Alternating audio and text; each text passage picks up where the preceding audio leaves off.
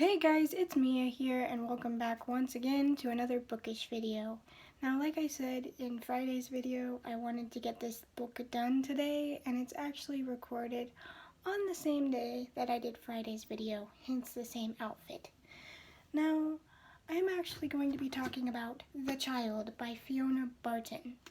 Now, before I get into the review, I'm going to give a trigger warning because this does feature talk of sexual assault, and this does feature loss of a child. So if either of those are your triggers, I am saying right now that this is a review and a book that you would want to skip because it features these themes heavily.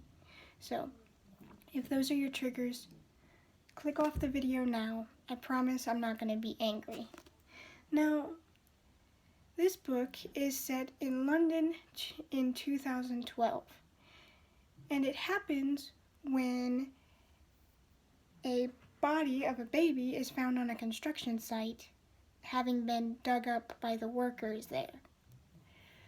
So it centers around 4 different people.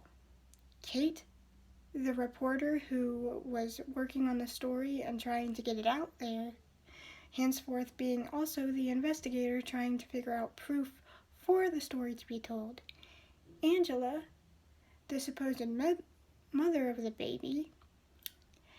Emma, a supposed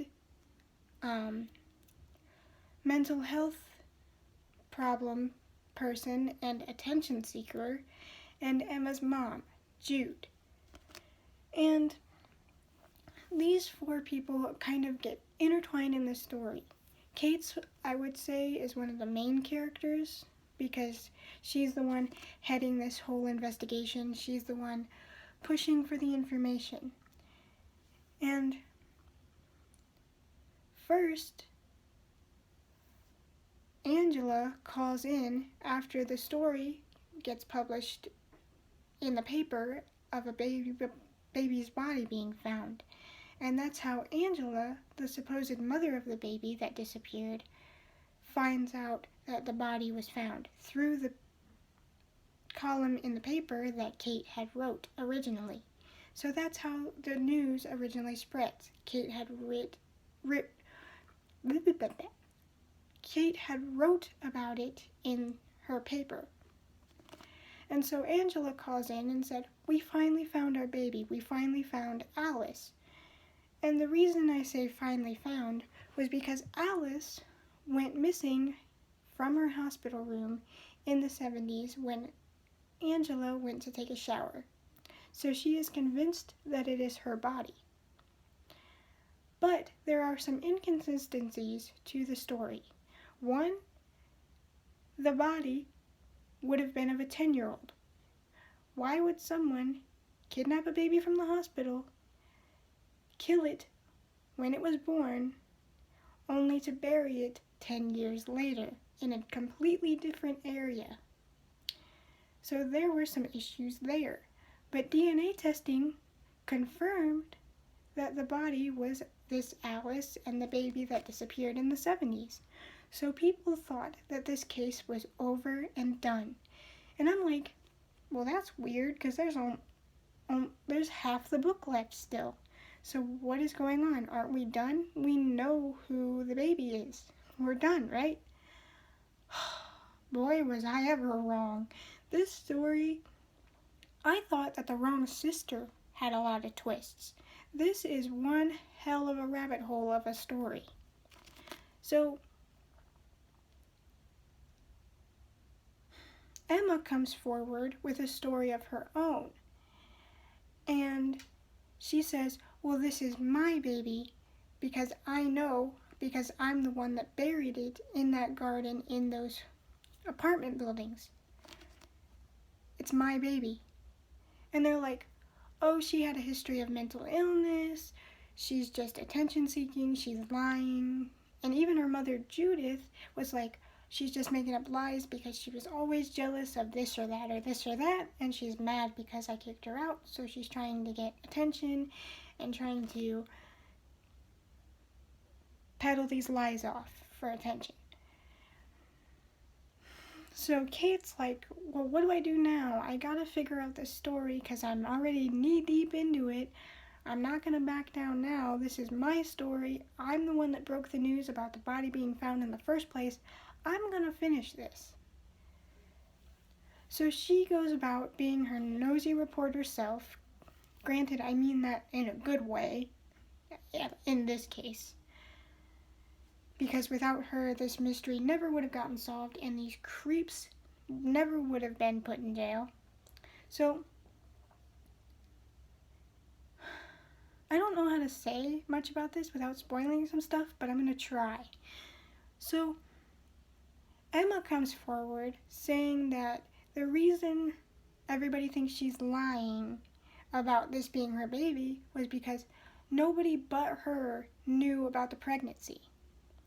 And everyone was sitting there saying, well, that's impossible. How could you hide a pregnancy from everyone you cared about and that cared about you, especially your mother and your stepfather or whatever the heck he is, I don't know. And she goes, well, I did. I had to. I was only 14 at the time when I got pregnant. So I tried my best. I brought extra food up to my room to make it look like I was eating more and gaining more weight. I wore really, really baggy clothes that made it look like I was still skinny, but I wasn't. And people were like, yeah, get out of my face. You're just seeking attention. There's DNA that already confirmed that this is Alice Irving. Irving? I said Irving in my head. But, so they're like ready to dismiss her. And Kate's like, well, I gotta search every angle, so I'm gonna give her story a chance. And so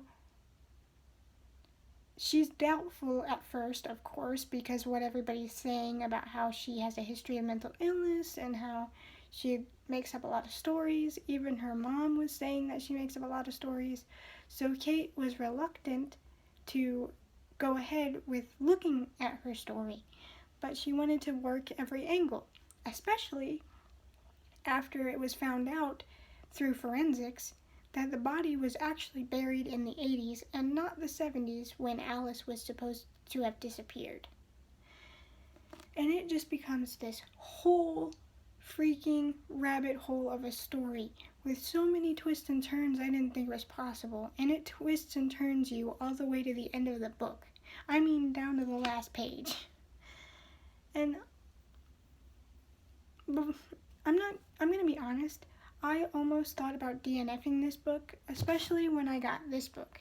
But I am so glad that I didn't, because it brought it back in the end and got so much freaking better. So much better. Like I said in my small book haul video, I am a sucker for a good crime story, a good mystery.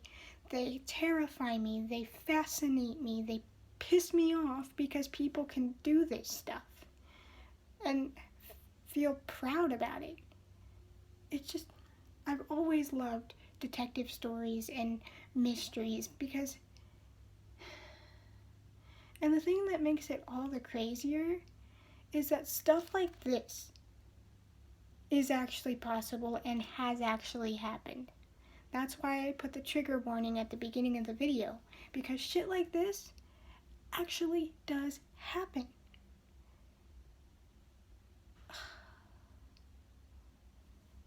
I mean, first off, I couldn't imagine going to take a shower, coming back not even 10 minutes later, and your child being gone. Especially when you were in the hospital and supposed to have been safe. And then the whole rest of the story just comes back and grips you, and you're like, I need to know the full story. I want to see these people put to justice. And the thing that, there was something that really got to me and really ticked me off. And that was, we got put in the perspective of a male that was talked about through the book. And he was thinking about what he's done. And he showed no remorse. He was proud of himself and said he would do it again and again and again. He didn't see what he did as bad. And that is physically sickening. Physically sickening. Because he did it to way more than one person. But like I said, this story is a heck of a rabbit hole. And unless you have those triggers, which I don't even see why you're still on the video if you have these triggers. So I'm sorry, but I did warn you. Unless you have those triggers that I mentioned at the beginning of the video, then I would highly recommend this book. It's a heck of a story, and the freaking twists and turns will keep you wanting to go like, I need to know more, I need to know more. But it's a heck of a story, and I'm glad I did not DNF it because, whoo, boy, what a roller coaster. Now, with that out of the way, I'm gonna go into this tomorrow, and I wanted to correct myself since I'm bringing this book up in this video. And when I talked about this in my small book haul video, I called it Deceiver, I think, because his name is so big on the book cover, but it's actually The Broken Window. So I was a big dirt, and my brain went to the biggest name instead of the actual name. It's actually called The Broken Window, not whatever I said in my small book haul. Forgive me, I'm stupid. No, but why they made the author's last name bigger than the actual title, I have no idea. Anyway, I'm going into this, and this is, like I said in my small book haul, it